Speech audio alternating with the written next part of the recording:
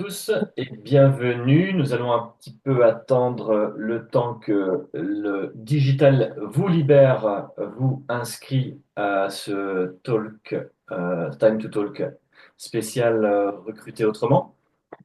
Le compteur tourne, hop, 21 participants, super. Donc je pense que on est bon. Donc, je le redis, bonjour à tous et à toutes, bienvenue donc pour le nouveau Time to Talk spécial recruteur, recruter autrement. Donc, en compagnie normalement de Nicolas Rege, responsable d'équipe au pôle contrat aidé du service de l'emploi du conseil départemental des Bouches-du-Rhône. Nous avons également avec nous Cécile Potier, présidente de CTP 13. Alors, petite lettre qui vous seront expliquées juste après, vous allez le voir. Et Audrey Suffis, donc vice-présidente communication, relations presse et événementielle, toujours du CTP 13. Donc déjà encore merci de vous être inscrit. L'objectif de ce webinaire va être le suivant, c'est-à-dire découvrir différentes solutions concrètes et les conseils pratiques pour recruter autrement et relever les défis du marché de l'emploi actuel, qui, nous en conviendrons, n'est pas si simple que ça et certainement ne risque pas de s'améliorer. Alors, avant que chacun puisse se présenter et pour laisser encore les derniers participants arriver, je vais avoir un petit rappel, un léger rappel pour vous parler de la CPME 13. Donc la CPME est devenue la première organisation patronale interprofessionnelle de France en nombre d'entreprises, adhérente avec 250 000 entreprises aujourd'hui, qui emploie environ 4 millions de collaborateurs. Donc la CPME des Bouches-du-Rhône, ses branches et ses réseaux partenaires forment une communauté d'environ 10 000 entrepreneurs au sein des Bouches-du-Rhône, un réseau donc qui commence à compter si on le met à côté des autres régions. L'action de la CPME, pour ceux et celles qui ne le sauraient pas, s'articule autour de trois piliers principaux, que sont le lobbying, donc au travers de la défense des intérêts, des spécificités des TPE, des PME, commerçants ou artisans aussi, professions libérales ou même les indépendants. Et en fait, c'est cette diversité qui fait la force de la CPME, notre force, puisque je suis moi-même adhérent et mandataire de la CPME, par rapport à l'économie du territoire. Ensuite, pardon, il y a la partie de rendre les entreprises, nos entreprises plus performantes grâce à différents services que la CPME va mettre à votre disposition, qu'il s'agisse de Allo CPME 13, une plateforme d'assistance en ligne que vous pourrez retrouver sur le site internet 04 88 92 24 64, ainsi que tous les événements, les commissions de travail, les formations mises à disposition. Pardon.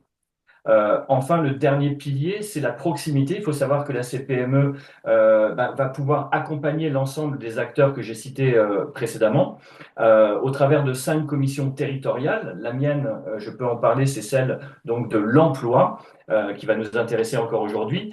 Et vous pouvez donc rejoindre ces commissions pour vous inscrire dans ce maillage territorial. Alors, les mandataires, qui c'est? Ce sont des chefs d'entreprise comme moi aujourd'hui qui défendent leurs pairs, les autres entreprises. Il y a différents types de mandats, du juridique, des sociaux, digitaux tout au long de l'année, et vous pouvez déposer vos candidatures. Donc chaque année, la CPME cherche aussi des conseillers prud'homaux. Donc si vous êtes intéressé, retenez bien, vous en parlez à Emmanuel Campo. Emmanuel Campo qui est chargé du développement à la CPME 13. Donc, être mandataire, vous l'aurez compris, c'est rejoindre une équipe de femmes et d'hommes chefs d'entreprise impliqués sur le territoire pour le dynamiser. Donc, la parenthèse est fermée sur la CPME 13. Nous allons maintenant proposer aux différents intervenants de se présenter et de présenter aussi des structures. Donc, je vais laisser peut-être la parole à la partie CTPE. Alors, Pardon, oui, tout à oui, fait. autant pour moi. Je sors de la CPME. Alors, avec Cécile Potier, donc, qui est présidente de CTP 13, compétences temps partagées des Bouches-du-Rhône, nous allons vous présenter donc le travail à temps partagé, qui est vraiment une nouvelle façon de recruter. Bon, qui n'est pas si nouvelle, on vous l'expliquer, mais en tout cas qui est la solution la plus agile et adaptée aux besoins et contraintes des TPE, PME et start-up. Euh, alors, attendez, j'ai un petit PowerPoint. C'est en fait un mode ancien. On a fêté les 30 ans du travail à temps partagé en France l'année passée, mais voilà, qui est très pratiqué dans les pays nordiques et la Suisse, mais qui est finalement très mal connu des professionnels et des entreprises françaises. Donc des associations comme la nôtre sont là pour en parler aux TPE-PME pour les éveiller à cette solution. Donc on va vous en donner une définition. Donc le temps partagé, c'est le fait pour un professionnel de partager ses compétences entre plusieurs entreprises, généralement deux, trois. Le temps consacré à chaque mission est adapté aux besoins de l'entreprise, quelques jours par mois, par exemple, pour un directeur financier, à quelques jours par semaine pour un responsable marketing, communication ou d'autres fonctions support. Et c'est véritablement une alternative aux 35 heures. Le cadre signe un contrat de travail à temps partiel avec chaque entreprise, donc CDD, CDI ou consulting, comme pour un temps complet, mais à temps partiel. Et il organise son temps selon un rythme préétabli avec ses employeurs. Et comme Cécile va vous l'expliquer, les entreprises y trouvent leur compte et sont de plus en plus séduites en France. Super, merci beaucoup. Alors, je ne sais pas si Nicolas est là, déjà pour m'assurer qu'on puisse avoir les échanges qui vont Oui, suivre. oui, vous Oui, m'entendez? super Nicolas, je suis rassuré. Bonjour. Alors, bonjour, Monsieur Reg Nicolas. Je travaille au service de l'emploi, direction de l'insertion au département des Bouches-du-Rhône. Je m'excuse parce qu'on a un petit souci de connexion. On a un pare-feu qui ne permettait pas de la connexion au logiciel Zoom. Du coup, je suis connecté sur mon portable personnel et je pense que j'ai pas une très bonne connexion. J'espère que ça va marcher, que vous m'entendez bien. Écoute, Nicolas, jusqu'à maintenant, écoute, c'est 100% Bon, réception et parfait. émission, je pense. Donc, on est Très bon. bien. Donc, moi, le propos, ça sera de présenter les dispositifs que soutient et que porte le département en termes d'accompagnement des entreprises, tout en sachant que notre collectivité, le département, comme les autres collectivités, a des missions propres. Et donc, nous, notre travail, c'est sur l'insertion professionnelle et la mise en emploi des bénéficiaires du RSA. Et dans cette mission-là, le département a développé des outils pour accompagner les entreprises, pour on va dire, les orienter vers des recrutements de demandeurs d'emploi bénéficiaires du RSA. Tout à fait. D'ailleurs, il y a eu la journée du département la semaine dernière, qui a été un gros événement, rondement mené. Exactement. Super.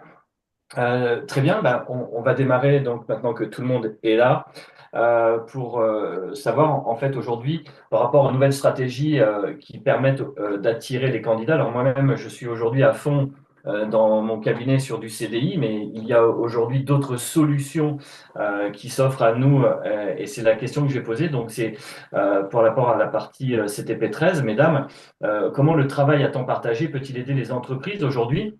Notamment les TPE et les PME, pour accéder à des compétences relativement recherchées, voire pointues, qu'elles n'auraient pas les moyens ou alors le temps ou le besoin de recruter.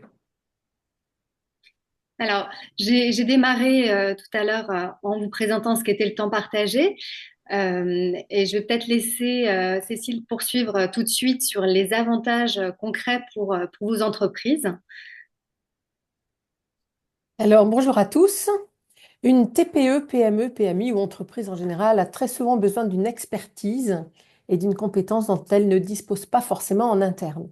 Et c'est là où le travail en temps partagé intervient, puisque le recrutement d'un collaborateur plus pointu et adapté aux métiers recherchés par l'entreprise, dont le contrat serait adapté aux besoins de part et d'autre.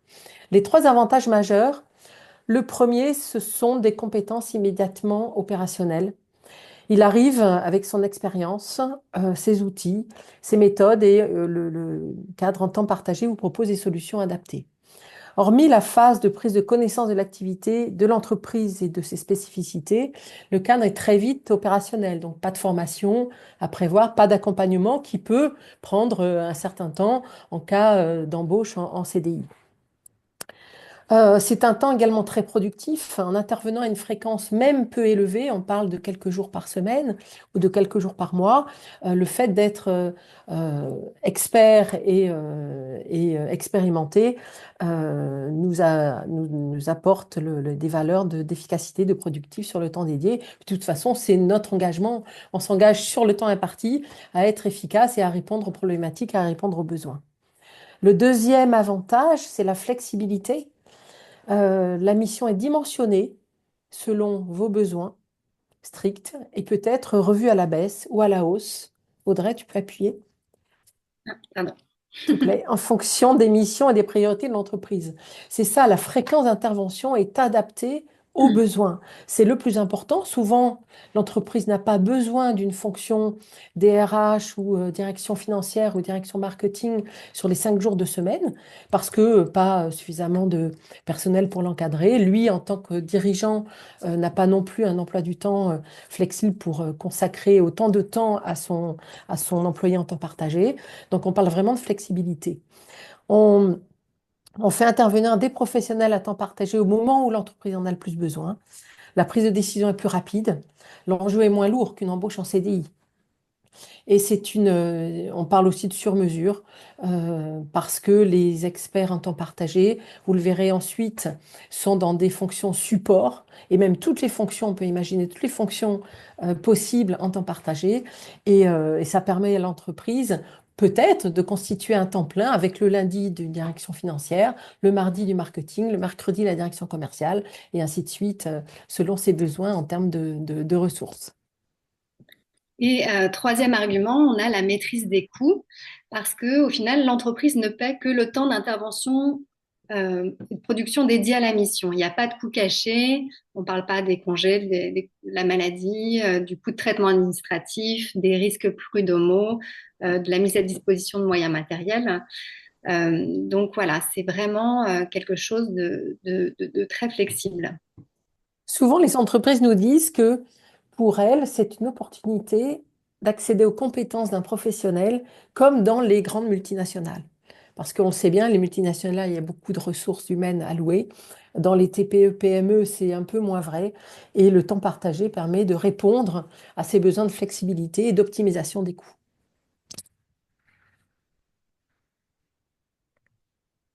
Oui. Les avantages, ça c'est issu de l'étude annuelle de la Fédération nationale, c'est un livre blanc. La première solution, premier avantage donné par les dirigeants, c'est la flexibilité. On ajuste le temps en fonction des besoins du moment. La deuxième, l'expertise, qui a plus de 26%, c'est accéder à toutes les compétences, toutes les expertises dont le dirigeant peut avoir besoin, comme dans les grandes structures. Le troisième, c'est la maîtrise des coûts. Maîtrise des coûts pour des questions de finances, mais aussi pour des questions de disponibilité.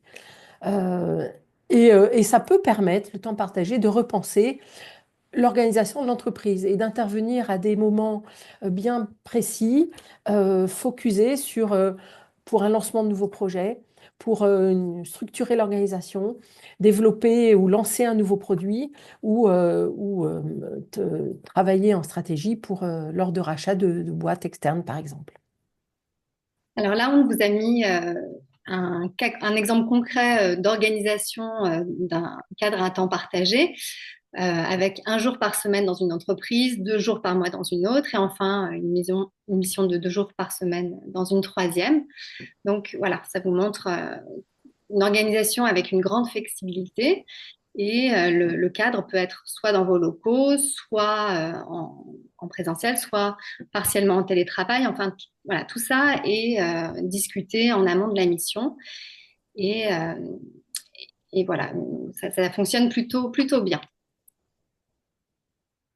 Alors, la question à se poser, c'est qui travaille en temps partagé, puisque on a dit que c'était nouveau, pas tant que ça, puisque ça a 30 ans, la Fédération nationale euh, qui a 26 associations comme nous en France entière, euh, et existe depuis 30 ans. Donc, on est plus d'un demi-million de professionnels, c'est ce qu'il faut retenir en France, principalement dans les PME, PMI, TPE et start-up. Pourquoi? Parce que c'est vrai que les services ne sont pas autant structurés que dans les grosses multinationales et souvent, il y a besoin d'expertise. Qui travaille en termes de profil, c'est assez équilibré, un peu plus de femmes que d'hommes, 59-41%. Ça concerne le travail en temps partagé concerne toutes les générations, mais pour autant, on note que 62% des cadres expérimentés qui travaillent en temps partagé ont plus de 50 ans. Et je fais un parallèle d'après toutes les études, l'emploi des seniors, parce qu'on parle de seniors, hein, plus de 50 ans, désolé pour ceux qui les ont, l'emploi de seniors en temps partagé représente une stratégie gagnante pour les entreprises qui cherchent à améliorer leurs performances tout en optimisant leurs ressources humaines. On parle aussi, parce qu'on sait, avec la Fédération nationale, on se pose sur le débat de l'emploi des seniors et de la réponse adaptée pour le marché. On parlera des tendances tout à l'heure, mais on parle aussi du travail en temps partagé comme une réponse adaptée aux fins de carrière et aux périodes de transition professionnelle, en conservant l'expertise et en évitant les coûts ou les désorganisations ou les problèmes aussi émotionnels liés à la recherche de travail quand on a entre 58, 60, 62 et plus. Et ça permet aussi une sécurisation des parcours professionnels de la deuxième partie de carrière. Alors là, on revient sur un exemple concret d'organisation avec un cadre en temps partagé et cet exemple vous montre qu'on peut aussi optimiser bien sûr les coûts. Alors, il est tiré du livre blanc du temps partagé de juin 2023. Et donc, dans cette entreprise de 70 personnes, une responsable administrative et financière s'occupait de l'ensemble des sujets administratifs, allant de sujets très opérationnels comme la facturation à des sujets très complexes comme la digitalisation des process ou la mise en place d'un plan d'intéressement dans l'entreprise. Et c'était pas vraiment optimal. Du coup, l'entreprise a basculé sur le scénario 2 avec d'une part un office manager en CDI et puis un DAF à temps partagé. Et en fait, on voit qu'on passe d'un coût annuel global pour une personne en ajoutant les charges sociales à 160K euros à un modèle qui finalement coûte 120K euros avec un office manager voilà, sur un brut chargé de 70 000 euros et un DAF à temps partagé qui interviendrait 50 jours par an au taux journalier moyen de 1 000 euros. Et là, on arrive donc sur un gain de 40 000 euros. Et du coup, au-delà de l'économie réalisée, ça a permis une meilleure performance pour l'entreprise puisque chaque profil peut s'exprimer à sa juste valeur. Donc ça, c'est vraiment très, très concret et vous pouvez sans doute penser à des transpositions dans vos entreprises. Et voilà, pour conclure sur cette question, Benjamin, donc en tant que chef d'entreprise, vous êtes souvent l'homme orchestre à gérer les recrutements, l'administratif, la communication et les aspects financiers, la prévention du risque. Enfin voilà, il y a tellement de paramètres que vous gérez.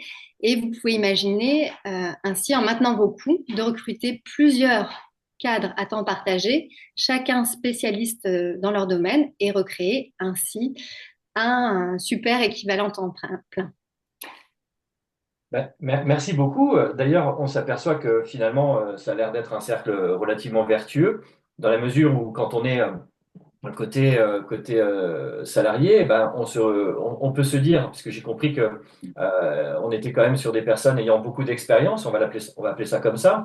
Ça peut être donc la fin de retraite qui n'est pas encore proche, un complément de revenus. Ça peut être aussi la possibilité de partager l'expérience et de rester, comme disent les jeunes aujourd'hui, dans le game, tout en continuant peut-être aussi à pré-profiter de sa retraite. Et du côté entreprise, de pouvoir avoir une certaine forme d'agilité, tout en ayant des bénéfices à la fois financiers, de compétences, etc. Hein, je résume un petit peu, mais ça a l'air d'être un deal gagnant-gagnant. Exactement, oui. Alors, si on reste côté entreprise, Nicolas, je voulais vous poser aussi cette question côté conseil départemental des Bouches-du-Rhône. Je sais alors je suis pas encore très adepte de tous ces processus, mais de ces procédés, mais comment les entreprises peuvent-elles collaborer avec le département pour accéder à des dispositifs d'accompagnement et d'aide pour leur recrutement? Donc, oui, comme je vous l'ai présenté tout à l'heure, dans les compétences des départements, il y a l'accompagnement et l'insertion professionnelle des demandeurs d'emploi bénéficiaires du RSA.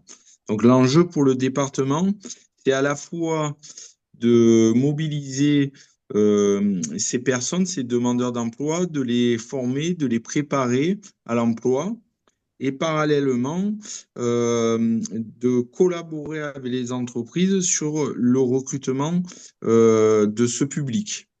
Donc, le département a mis en place plusieurs outils, notamment pour essayer de collaborer avec les entreprises du territoire et, euh, et finalement mettre aussi en avant ce public qui est un public éloigné de l'emploi, mais finalement qui englobe des personnes avec des expériences, des motivations qui sont des fois très importantes.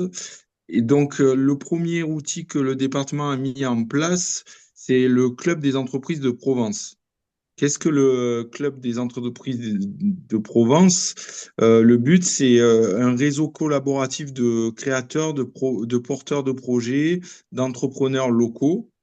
C'est une mobilisation commune autour de l'esprit d'entreprendre et pour justement aider les entreprises qui adhéreraient à ce club, un interlocuteur unique du département qui est un chargé de relations entreprises et qui accompagnera chaque entreprise dans ses questionnements sur les recrutements notamment. Donc, il faut savoir qu'aujourd'hui, le Club des entreprises de Provence réunit un peu plus de 800 membres. C'est une thématique mensuelle. Donc, autour des entreprises qui adhèrent, il y a une animation du club qui se fait donc mensuellement. Et le but, c'est de créer un lieu de rencontre et d'échange sur des sujets multiples, mais sur des sujets d'actualité et notamment de recrutement, de problématiques de recrutement, de fidélisation ou des salariés sur le moyen, sur le long terme. Donc, on organise pour cela des thématiques mensuelles auxquelles sont invitées les entreprises, auxquelles les entreprises peuvent participer et donc aussi mutualiser leurs connaissances. Au-delà de cette thématique mensuelle, on organise aussi une rencontre annuelle. Donc là, c'est, on va dire, la grosse rencontre, c'est une fois par mois, c'est souvent autour de septembre-novembre, où on invite les adhérents. Et là aussi, on essaye, en collaboration avec les adhérents, de déterminer chaque année une petite thématique en invitant des entreprises, mais aussi des bénéficiaires du RSA qui ont trouvé des emplois pour, euh, pour évoquer leur expérience professionnelle face aux difficultés peut-être de recrutement. euh, de recrutement. Au-delà de ça, le club, c'est aussi une newsletter bimensuelle. Donc là aussi, sur des sujets qui sont travaillés en collaboration avec les adhérents et donc les entreprises. Et aussi une rencontre à l'image de la rencontre annuelle qui se fait à Marseille, à l'hôtel du département. On organise depuis 2 ans une rencontre délocalisée, puisque l'enjeu pour le département, c'est aussi de travailler sur tout le territoire et pas uniquement sur Marseille. Donc, avec le travail de nos collaborateurs sur tout le territoire, on organise cette thématique, cette rencontre en dehors de Marseille.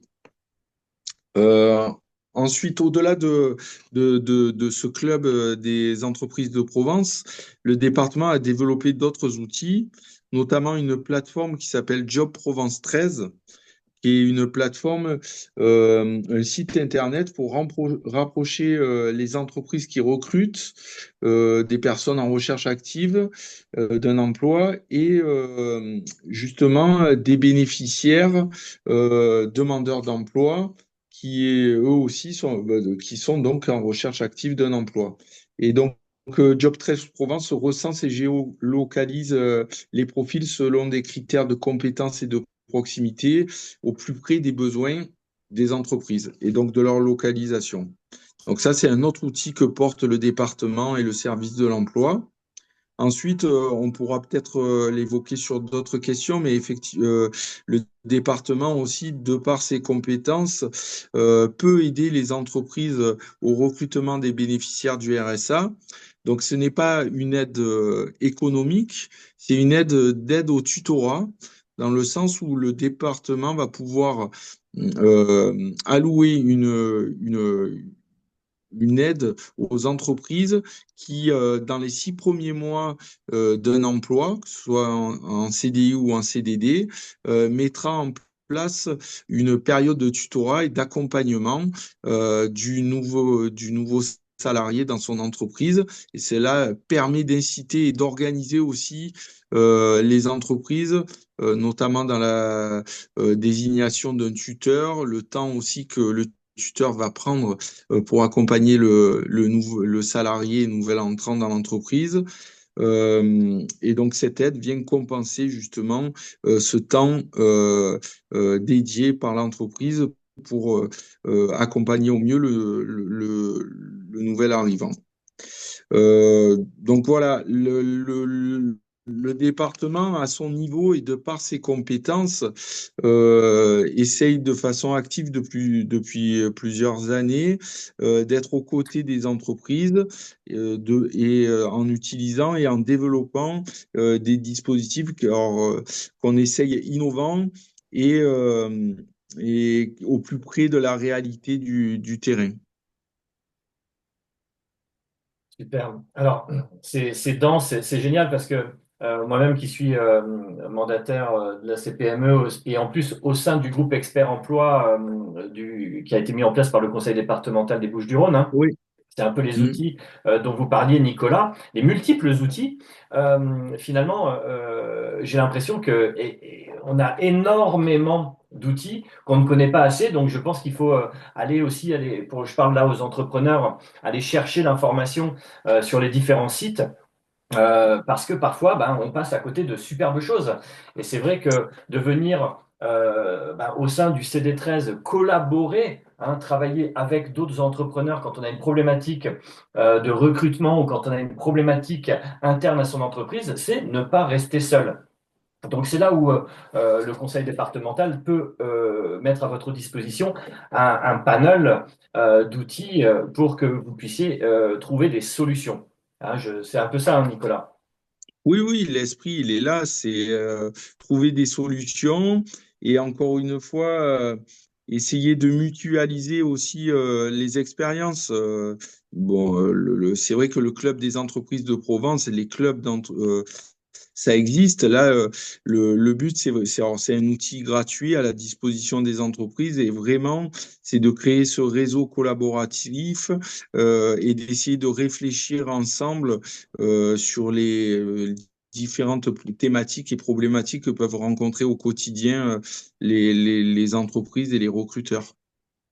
Donc on peut que inviter toutes les personnes qui sont actuellement dans le webinaire à aller regarder, surtout à s'inscrire, comme l'a dit Effectivement, Nicolas. adhérer au club. Alors, je sais pas, on fera passer effectivement les liens et les mails des différents Tout dispositifs, à fait. mais le but, encore une fois, nous, on est là pour communiquer, pour échanger, pour présenter nos différents dispositifs.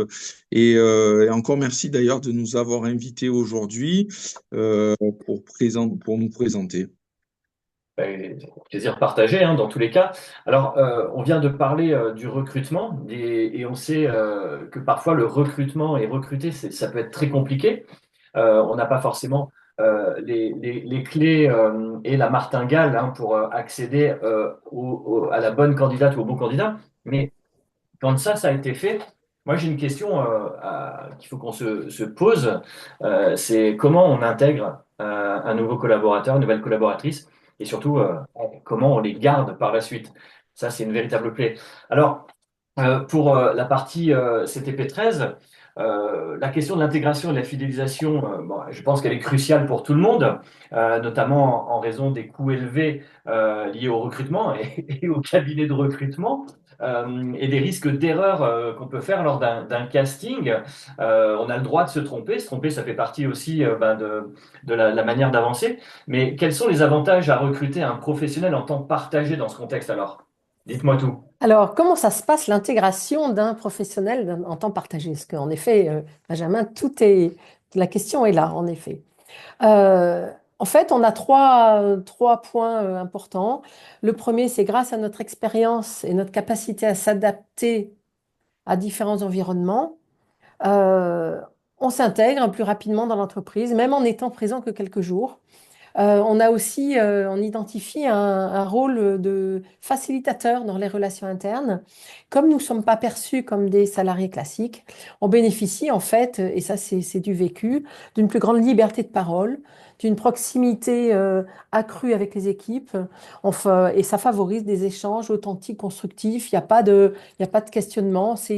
On vient là en tant que partenaire inclus dans l'équipe de l'entreprise et des compétences qui sont clés inhérentes au mode de collaboration que vous voyez d'ailleurs sur la slide, mais notre flexibilité, adaptabilité et sens de l'organisation, parce que on est obligé d'être organisé. Quand on a 3 entreprises par semaine, moi personnellement, j'ai trois mallettes de couleurs différentes, 3 cahiers de couleurs différentes, parce que j'écris beaucoup, et ça me permet de faciliter mon organisation, mais on est obligé d'avoir quelque chose de très rigoureux, une curiosité aussi et ça nous permet de jongler efficacement entre plusieurs projets et plusieurs clients.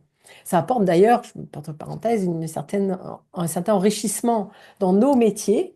Et cet enrichissement, on en fait profiter les entreprises avec lesquelles nous travaillons, qui sont de l'ordre de 2, 3, 4, 5, 6 en même temps, quelque part.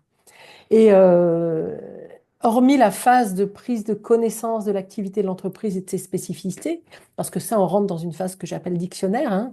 On écoute, on s'entraîne, on est une éponge, mais hormis cette phase-là que nous gérons nous tout seuls, on est très vite opérationnel et on arrive avec notre expérience, nos outils, nos méthodes, notre matériel aussi, notre écran, notre ordinateur, tout ce qu'il faut pour bien mener la mission dans l'entreprise. Et les qualités que vous voyez à l'écran sont essentielles à titre personnel d'une part, mais raison de plus quand on est un travailleur en temps partagé. Et c'est ce qu'on s'engage aussi quelque part auprès de l'entreprise, c'est à avoir toutes ces valeurs qui nous permettent d'être bons, professionnels et d'avoir un résultat. Merci. Du coup, j'ai l'impression que quand on parle de l'intégration, de toute façon, qu'on parle de travailleurs à temps partagé ou de travailleurs tout court, l'intégration dans son processus est importante parce que s'il n'existe pas, peut-être que le travailleur ne se sent pas attendu, etc. Et là, on commence à commettre des erreurs. Et puis après, j'ai l'impression également qu'il faut que tous les éléments qui viennent d'être cités fassent que ce soit un terreau propice pour que le travailleur, même à temps partagé, le travailleur tout court, je le redis, hein, puisse s'épanouir et rester. Euh, Absolument. bon, je pense On parle davantage pour les entreprises, mais on parle aussi voilà, je parle d'avantages des pour deux, hein. nous. Souvent, On parle des c'est deux. important de faire le biais, parce que peut-être des personnes ici présentes sont de l'autre côté, puisque j'ai vu des questions tout à l'heure auxquelles on va répondre, qui nous poussaient vers ce type d'approche. Alors, pareil, j'allais dire dans un autre registre, comment le département, lui, accompagne-t-il les entreprises dans la gestion, je dirais, sur le long terme des effectifs et comment il va gérer la fidélisation et l'inclusion des salariés. Alors, comme je vous l'ai présenté tout à l'heure, c'est vrai qu'à proprement parler, le département n'a pas d'outils directs pour pour ces questions-là, dans le sens où, encore une fois, on est dans le cadre des compétences et il existe du coup des limites dans nos actions. Donc, je vous parlais du Club des entreprises de Provence. Et donc, dans ce cadre-là, le département invite les employeurs adhérents à participer à nos rencontres thématiques qui sont consacrées à ces questions. Et effectivement, c'est des questions que l'on rencontre régulièrement et sur lesquelles l'on échange. Donc, le but, là encore aussi, c'est un outil mis à disposition des entreprises et des recruteurs pour, euh, pour échanger, pour mutualiser les expériences sur cette question de fidélisation et d'inclusion. Au-delà de ça, je vous ai présenté aussi le dispositif Emploi en Provence, l'aide au tutorat. C'est vrai que depuis sa mise en place, c'est un peu plus de 1600 contrats qui ont été signés.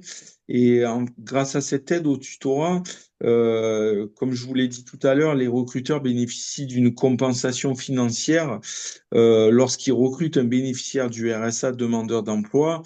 Et lorsque, en contrepartie, du coup, il s'engage à désigner un tuteur pour encadrer et accompagner le salarié dans sa prise de poste pendant les 6 premiers mois. Donc là, la question clé, elle est là aussi, c'est l'accueil du nouveau salarié dans l'entreprise, son acclimatisation, pardon, donc le mettre dans des bonnes conditions pour qu'il connaisse à la fois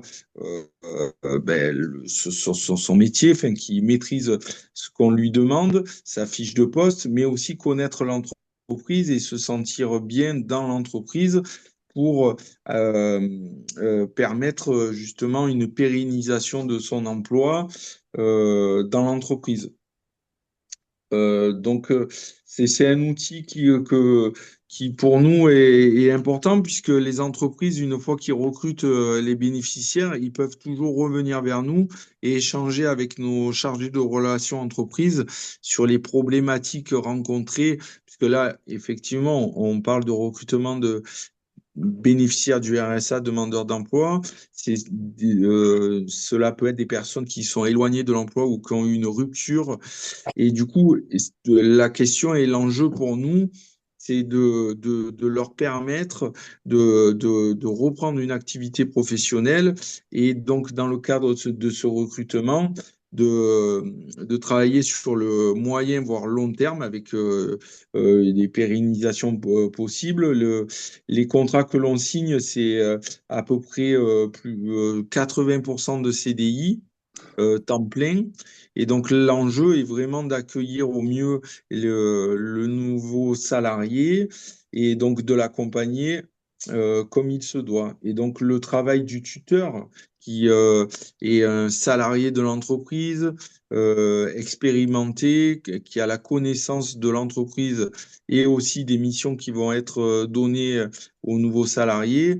Ce travail-là, il est important au quotidien pour justement le mettre dans de bonnes conditions et donc pouvoir ensuite parler de pérennisation et de fidélisation dans l'entreprise.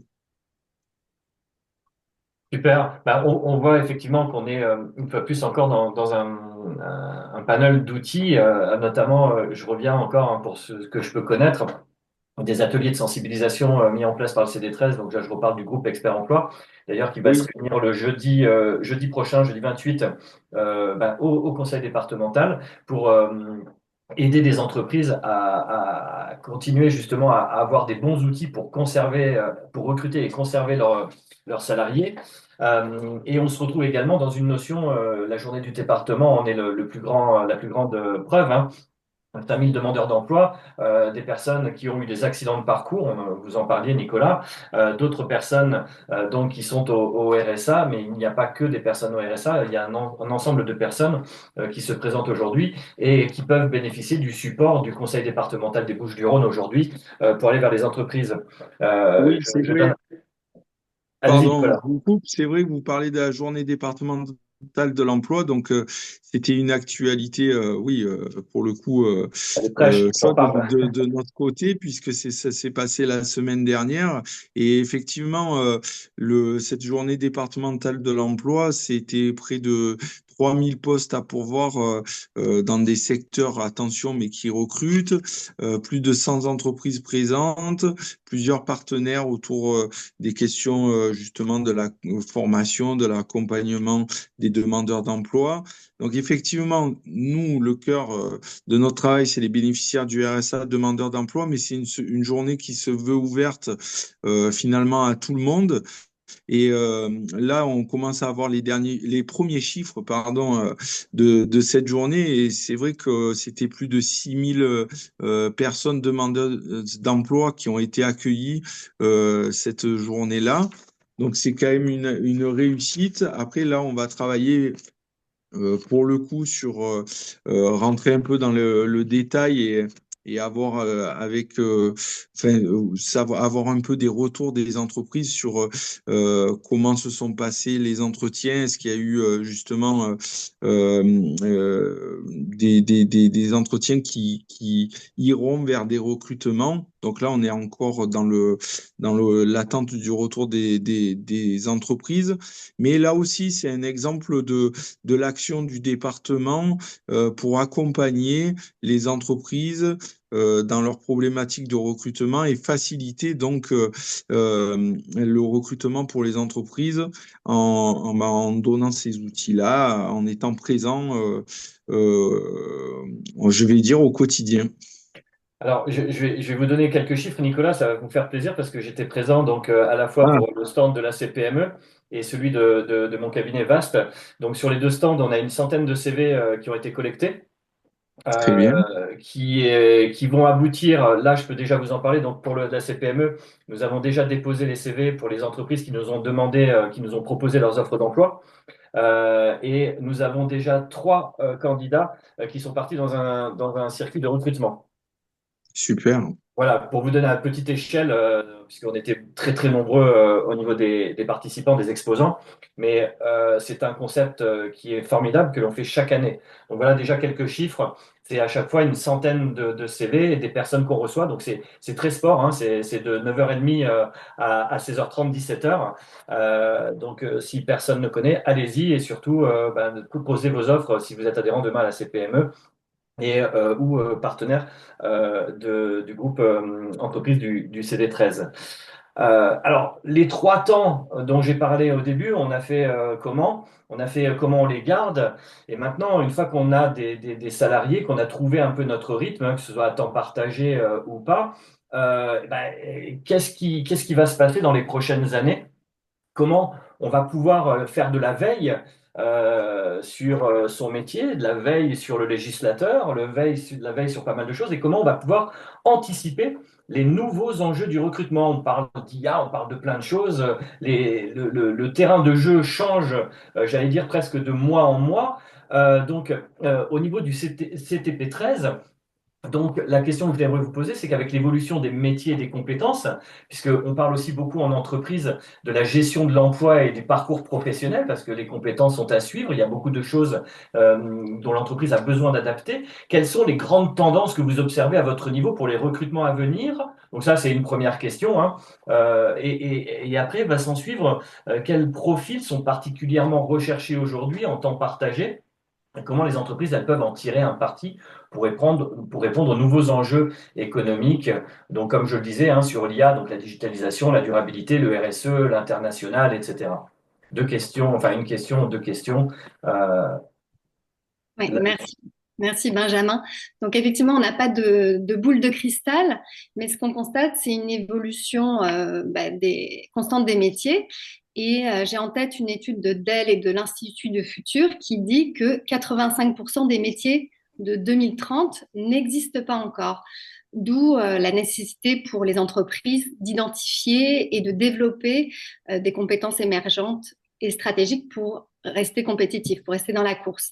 Et on parle effectivement de compétences en technologie de l'information, en intelligence artificielle et en cybersécurité qui sont particulièrement recherchées.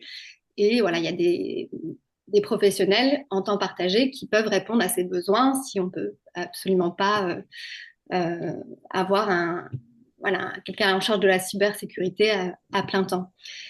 On voit aussi dans les grandes tendances une transformation des attentes des collaborateurs avec l'essor du travail flexible et fragmenté.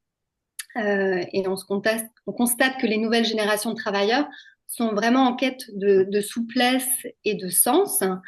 Et les organisations devront véritablement gérer des groupes de collaborateurs plus hétérogènes avec un nombre croissant de collaborateurs indépendants ou ayant des activités multiples. Et voilà, ces profils présentent à la fois une opportunité, mais nécessitent une adaptation des modèles traditionnels et de vos entreprises. Et voilà, les professionnels à temps partagé s'inscrivent parfaitement dans cette tendance car ils permettent aux talents d'équilibrer plusieurs missions tout en offrant aux entreprises l'accès à des compétences de haut niveau pour des durées ajustées selon les besoins réels de l'entreprise en fait. Une autre des tendances, et ça va vous parler aussi, c'est la montée en puissance des seniors dans les entreprises. Pourquoi? Parce que l'allongement de la vie active dû à des réformes, oui, des réformes telles que celle des retraites, signifie que on est de plus en plus nombreux à travailler au-delà de 55 ou 55 ans. Ces professionnels seniors représentent une véritable richesse, car à 55 ans, un cadre a encore un quart de sa carrière devant lui, quand on calcule bien, avec une expérience, avec des compétences et une forte motivation à apporter et une forte disponibilité aussi. Et après, l'intégration, c'est pour ça que ça fait partie des tendances de demain, parce que leur intégration reste un défi majeur pour un grand nombre d'entreprises, malgré que ce soit une ressource incontournable aussi face aux pénuries de talents et aux enjeux de transmission de savoir-faire. On parle souvent en temps partagé, de faire monter en compétences des équipes en place. Ça peut être le cas avec l'embauche d'un senior à temps partagé. C'est quelqu'un qui est expérimenté, qui fait une petite analyse, un petit audit, et puis qui a une mission très importante pour la pérennité de l'entreprise après, c'est de faire monter en compétences. C'est quelques tendances qu'on a observées, mais je pense qu'il est essentiel d'adopter une nouvelle stratégie de recrutement plus agile, plus flexible. Recourir à des collaborateurs spécialisés à temps partagé peut aider les entreprises à anticiper ces changements et à adapter leurs méthodes pour attirer les talents de demain. C'est du facile, c'est du direct. Il n'y a pas de contrat en CDI qui fixe la durée de part et d'autre, hein, d'ailleurs, de la part du professionnel comme de la part de l'entreprise. Donc, c'est beaucoup plus facile et intéressant de tester le travail en temps partagé. Voilà, et on a mis cette petite photo pour marquer les esprits. Donc, à défaut de trouver le mouton à cinq pattes, vous pouvez recréer votre super collaborateur avec plusieurs temps partiels. Et puis, ils sauront vous transmettre des techniques et des méthodes éprouvées dans d'autres entreprises, faire monter en compétence vos équipes et transmettre un savoir-faire précieux. Donc, vous faire gagner du temps, vous, en tant que chef d'entreprise. Et puis, il y a une autre petite image marquante. Voilà, le temps partagé vous permet de constituer votre task force et c'est vraiment une tendance qui va se renforcer dans les années à venir avec une personne voilà, dédiée au marketing, une personne dédiée au recrutement, une autre à la finance, voilà, en temps partagé pour vous permettre voilà, une croissance rapide, des levées de fonds, vous permettre de structurer votre équipe, de la développer, voilà, prendre en compte, enfin, faire tout le développement commercial, s'occuper de la notoriété, du pilotage de l'innovation. Donc, voilà, ça c'est vraiment le futur pour nous et les pays scandinaves et nordiques, comme on vous l'a dit, sont déjà sur cette tendance. Et en France, voilà, les TPE, PME vont prendre conscience de tout ça et ça va être voilà, une tendance à surveiller et à anticiper chez vous. Alors, ce qu'on voit de manière très fun, c'est qu'aujourd'hui, le temps partagé, c'est une équipe d'Avengers, des super-héros qui viendront au sein de vos entreprises avec toute l'agilité qui a été décrite. Donc ça, c'est génial. Et c'est vrai que le petit camembert qui nous avait été présenté tout à l'heure, ce qui est génial, c'est de voir qu'aujourd'hui, et on le ressent dans le recrutement, Le senior n'est pas mort, hein. Il est l'or d'ailleurs, mon senior, comme disait le film. Et il y a une grande place qui se fait parce qu'il y a beaucoup de compétences. Et je sais plus, c'est hier, on me disait qu'est-ce que c'est que d'être jeune ou un vieux. Ben, un jeune, c'est quelqu'un qui reste au moins un projet. Donc, je pense que des projets, il y en a plein dans le temps, le travail à temps partagé. Il y a quelque chose qui a été dit tout à l'heure, alors je vais me faire un peu l'avocat du diable qui n'a rien à voir avec le CD13 ni avec vous, mais on se projette dans 10 ans sur des métiers qui n'existent pas, mais il faudrait aussi passer des messages autour de soi, qu'il faudrait former les enfants aujourd'hui, les jeunes d'aujourd'hui, à se préparer au métier de dans 10 ans. Voilà, pour la réforme aussi de la scolarité. Alors, quelque chose de moins rebelle par rapport au CD13, on parle donc de ces stratégies et des nouveaux enjeux. Dans le cadre du plein emploi, aujourd'hui, quels dispositifs sont envisagés quand on est à la barre de ce gros bateau bleu à Marseille? Euh, c'est vrai que, en Oui, fait, les c'est entreprises. d'accompagner ces questions émergentes qui découlent des transformations de la société. Le département en soi, encore une fois, on revient sur l'organisation des collectivités en France, mais c'est vrai que il y a des missions qui sont déterminées par la loi et donc le département, de par ses compétences euh, et comme il le fait depuis des années, essaye malgré tout d'accompagner au plus près les entreprises. Et donc là, on va dire que l'actualité ou qui nous concerne, c'est la loi du plein emploi qui est à la fois à transformer, vous savez, l'opérateur Pôle emploi en opérateur France Travail avec des nouvelles missions, mais tout ça pour le compte d'un réseau pour l'emploi. Et le département des Bouches-du-Rhône s'inscrit totalement dans ce réseau dont l'objectif est d'améliorer l'accompagnement des demandeurs d'emploi et renforcer l'insertion des personnes les plus éloignées du marché du travail. Donc là, le département est au cœur de ses missions. Et donc, par exemple, pour un peu on va dire, oui, donner des petits exemples sur ce que engage, en tout cas, cette loi ou ces changements. C'est, par exemple, à notre niveau, un renforcement de l'accompagnement des bénéficiaires du RSA dans le cadre d'une expérimentation. Je ne sais pas si vous en avez entendu parler, le RSA rénové, qui est finalement une nouvelle façon d'accompagner les bénéficiaires du RSA demandeurs d'emploi et de les préparer euh, avec un soutien accentué, un accompagnement accentué des équipes qui accompagnent les bénéficiaires du RSA en leur proposant des activités de bénévolat, des activités de formation pour les préparer au mieux justement à pouvoir répondre aux offres de travail et se présenter sur des offres de travail. Donc non, pardon, excusez-moi, j'ai été C'est pas donc grave. le département, encore une fois, les outils dont on parle depuis tout à l'heure, ils s'inscrivent aussi dans ces transformations et dont l'objectif est d'accompagner ces transformations en mutualisant. Enfin, les mots-clés, c'est vrai que aujourd'hui, ce qu'on peut avoir comme retour des recruteurs, c'est que les personnes qu'ils ont en face, c'est des personnes qui sont, oui, qui cherchent du sens dans leur parcours dans l'emploi, dans leur recherche dans l'emploi, de la flexibilité. Effectivement, ça, c'est des mots forts et des notions fortes. Et le but du département, c'est d'accompagner les entreprises justement à, à comprendre ces notions et du coup à modifier leur façon de recruter, de travailler, toujours encore une fois en mutualisant et en faisant la promotion du réseau. C'est vrai que il n'y a rien de tel que l'expérience du terrain et donc le réseau, comme vous pouvez le proposer, entre des entreprises de différentes tailles, mais qui finalement vont rencontrer les mêmes, on va dire, difficultés dans Oui, le la cadre du convergence. recrutement.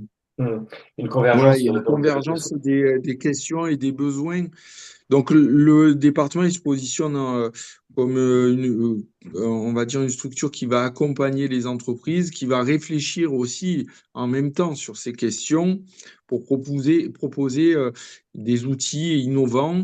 Mais pour cela, on a besoin de rester au contact des entreprises au quotidien donc d'échanger.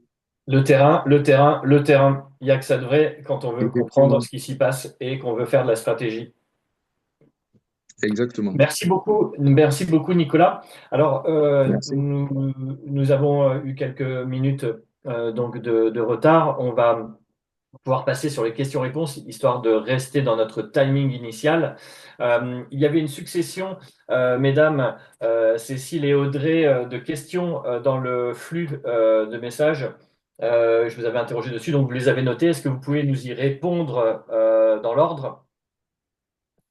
Alors, moi, j'ai pas le visuel, donc Allez, ça va. voilà. Si, moi je Je vais les ai, les pallier. questions.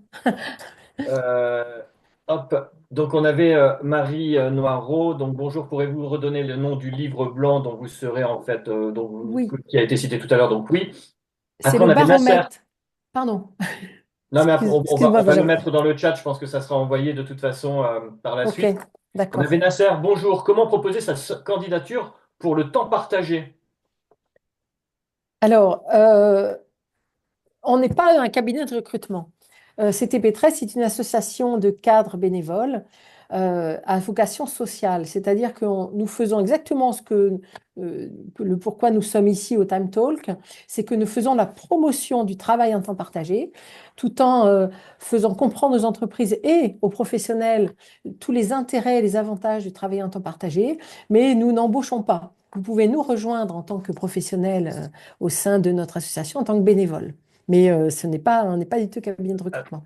Alors, je vais poser la question pour peut-être que tout le monde comprenne.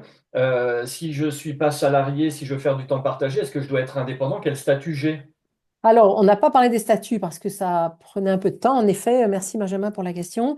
Les statuts sont très divers. On peut avoir du CDI, du CDD, du freelance, du portage salarial, de l'auto-entreprise, de l'entrepreneur en entreprise SARL, SAS, toutes les formes possibles d'entreprise. Euh, Après, c'est à négocier avec le dirigeant d'entreprise comment lui, il préfère embaucher le professionnel en tant que partagé. Alors, je cite du CDI, mais c'est plutôt sur la région parisienne où il y a beaucoup de CDI en temps partagé, sur quelques jours, hein, du CDI sur 2 jours par semaine, sur 4 jours par mois. Mais c'est vrai qu'en PACA, la tendance, c'est plutôt l'auto-entreprise ou l'entrepreneur indépendant, en société ou pas, et même en portage salarial. Ben, merci Cécile pour ces explications. Nous avions Eric également qui nous demandait qu'est-ce qu'un office manager? Office manager, ça fait partie des nouveaux métiers dont parlait Audrey dans les tendances, comme l'IA, comme beaucoup de métiers liés à l'informatique et tout ce qui est sécurité. L'office manager, c'est quelqu'un qui aide à structurer les dossiers, qui maîtrise Excel, qui travaille pour un département, qu'il soit commercial, financier ou autre, qui fait beaucoup de tableurs, qui analyse et qui est un peu l'assistant plus. Alors, j'espère que j'ai pas d'office manager dans le groupe, je ne vais pas les offenser, mais c'est un super métier en vogue qui peut remplacer ou qui peut contribuer et compléter une équipe en place. Merci encore Cécile. Et donc toujours Eric qui nous demandait qu'est-ce que le contrat de consulting, contrat de prestation versus contrat de travail. Donc on revient à la question précédente, c'est-à-dire qu'en gros ça dépend du statut.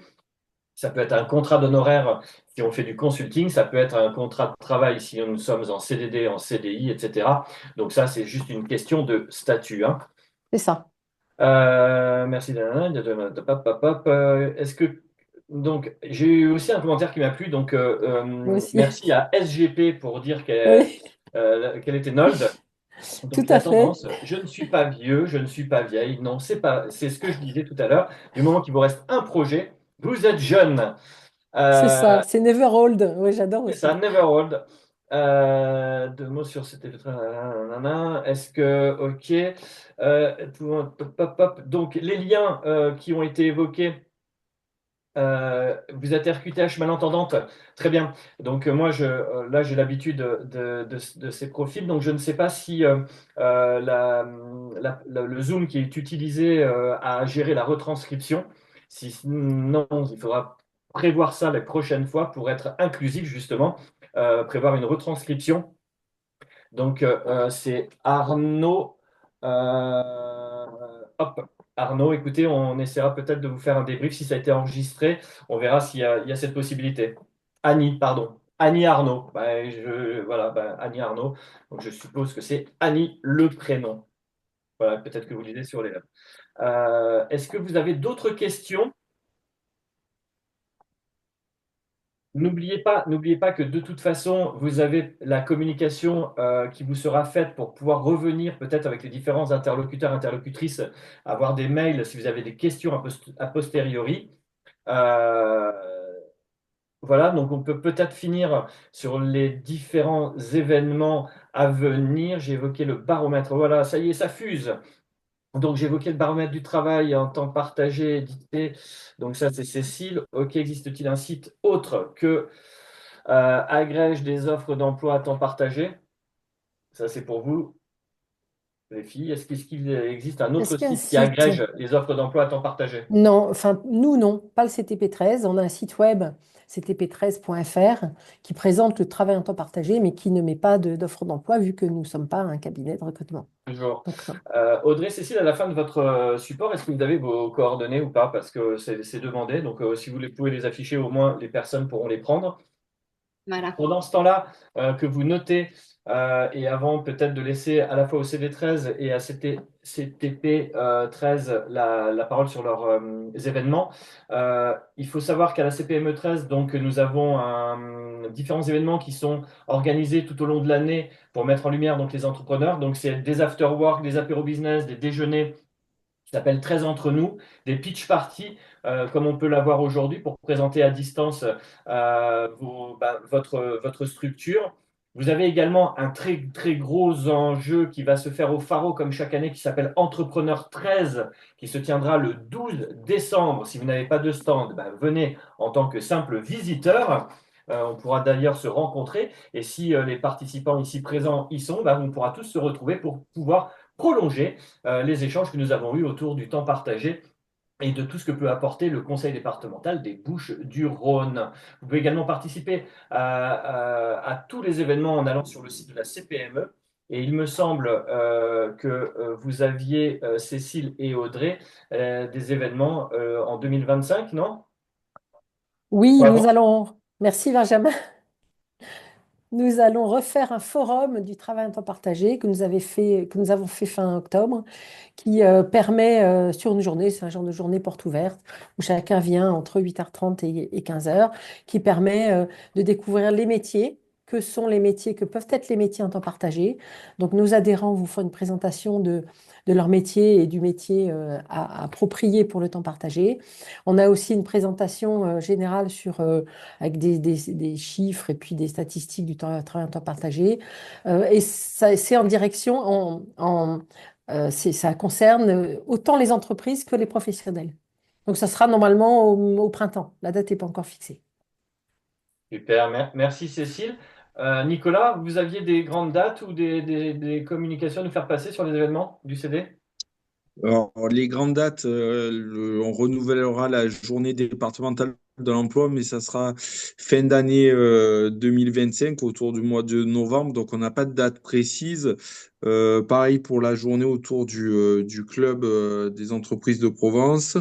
Ce que je peux dire, c'est qu'effectivement, dans le cadre du club, des thématiques mensuelles seront proposées à nouveau dès début janvier et qu'il ne faut pas hésiter à venir vers vous et vers nous pour échanger et venir participer à ces thématiques mensuelles. Merci beaucoup. Pour les personnes que ça intéresse, justement, pour prolonger le conseil départemental des Bouches-du-Rhône par rapport aux sessions des groupes experts emploi, je vous laisse mon mail dans le chat. C'est jeudi prochain, donc à 10 heures au conseil départemental des Bouches-du-Rhône d'ailleurs. Donc si ça intéresse certaines personnes, je peux vous envoyer préalablement donc le recueil de ce qui est fait sur les réunions, si ça intéresse certains d'entre vous. Donc, je tenais à vous remercier tous et toutes pour votre participation. Également, un grand merci à nos brillants intervenants de ce jour. On en ressort grandi avec pas mal d'informations. Même moi qui suis un peu dedans, je suis ressorti enrichi. J'espère que c'est le cas pour vous tous. Il me reste à vous souhaiter une excellente journée à tous. Je suis un peu enclavé, je ne sais pas s'il y a du soleil à l'extérieur, mais belle journée, quoi qu'il en soit. Merci. Merci Benjamin, merci à vous tous. Au revoir. Au revoir, merci. Au revoir, Nicolas.